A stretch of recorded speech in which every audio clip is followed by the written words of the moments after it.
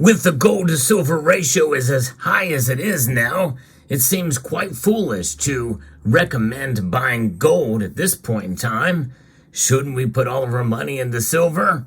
Well, I say no, and I'm going to tell you why you should consider gold if you're a hardcore silver stacker right now in this video as we explore.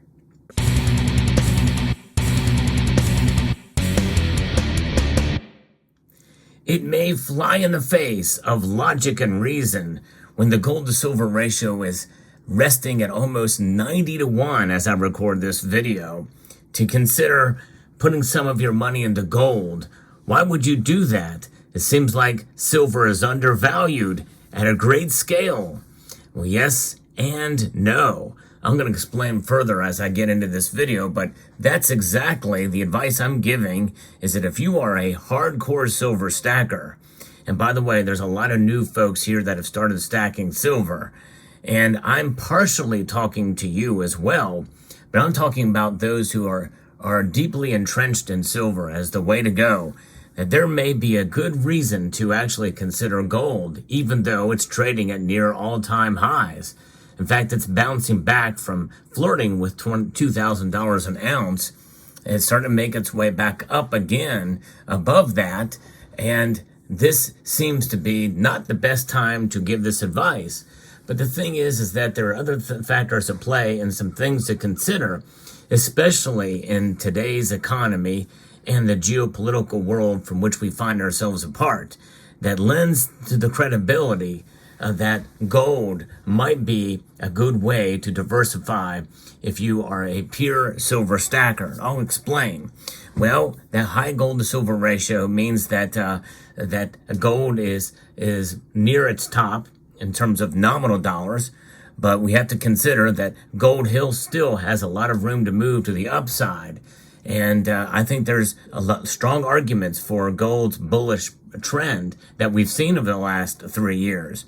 Because in spite of me being wrong about silver, being bullish on silver, I have been right about gold in terms of its price performance over the past 3 years. I'm in my 4th year predicting the price of gold to climb north. But it's really not so much about price as it is about the idea that gold is a lot of value packed in a smaller space, literally. In fact, 1 ounce of gold is a smaller in size and diameter than 1 ounce of silver. That alone tells you something. It's denser. It's about twice as dense as a silver, and it's worth about 89 times more than silver is per ounce. So even if you cut that ratio in half, well, if you are a silver stacker and you've accumulated quite a number of ounces, like 1,000 or more, but even 500 or more, well, storing that is going to be an issue. And that is going to be a real issue. And if you're not there yet, you will likely be there soon. And that's okay, by the way, because I think it's still a good idea to buy silver when it's low, when the ratio is this low. But there's another argument as to why you should consider gold even when the ratio is that high. You know, storage and compactness that gold provides is undeniable, really, no matter what the ratio is. And we know that that ratio is highly unlikely to climb below 70 anytime soon. But even if it does, well, there you go. It's one of those situations where you've got a lot more value in a smaller space. Now, some people will make the argument, well, I'll just continue to buy silver at this ratio and trade it in for gold.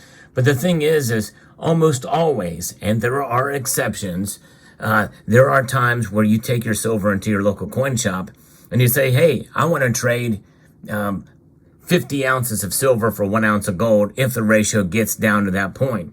Well, more than likely, he's not going to give you that ratio because he's in the business to make money. And nonetheless, you're going to probably take a loss on that bet.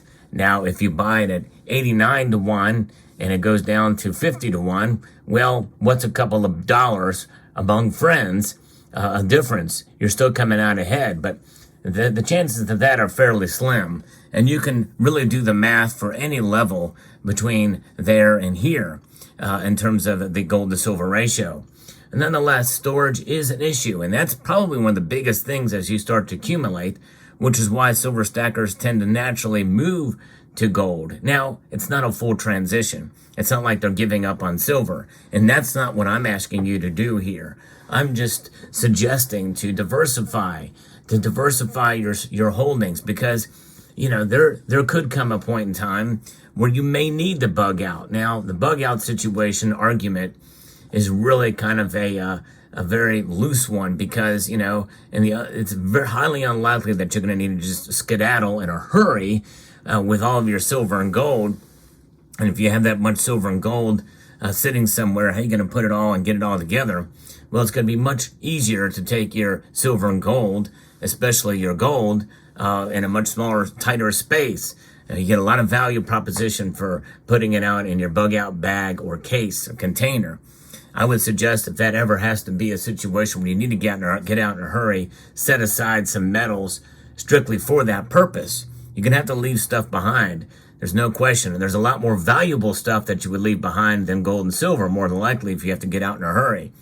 But nonetheless, it is a good idea. If you have to get out, gold provides that opportunity, and liquidating it is probably not going to be that difficult to make that move.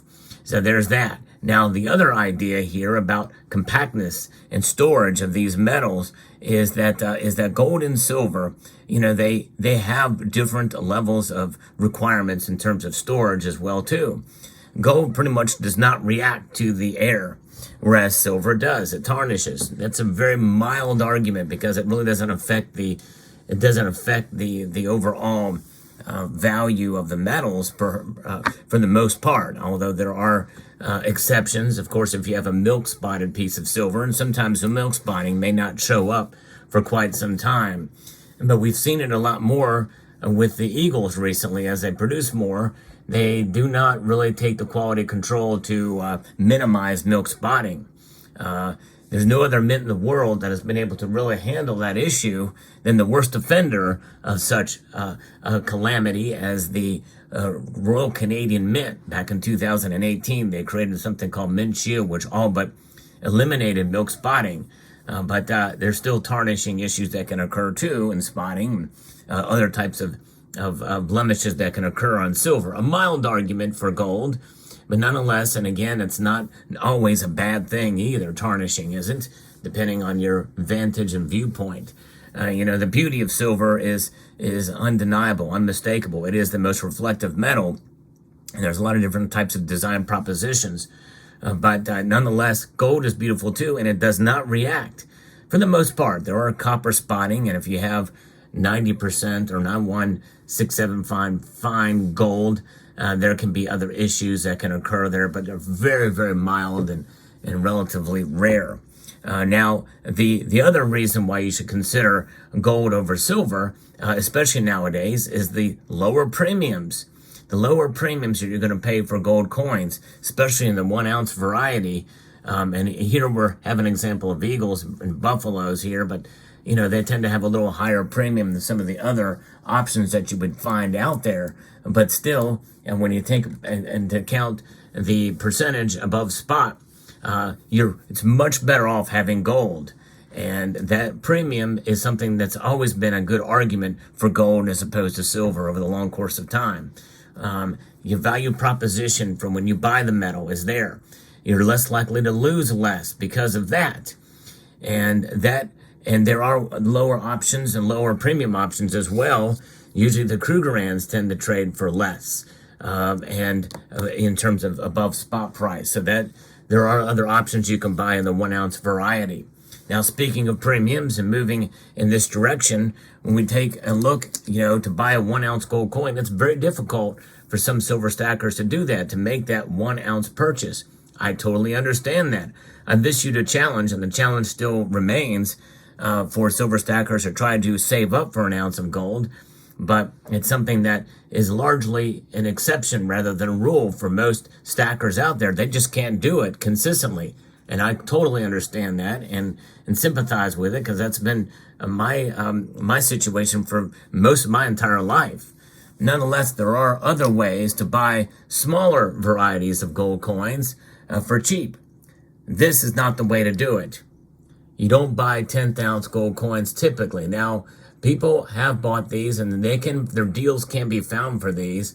And even to buy a 1/10 ounce size, well, you're probably not going to be in much worse shape than buying a lot of silver.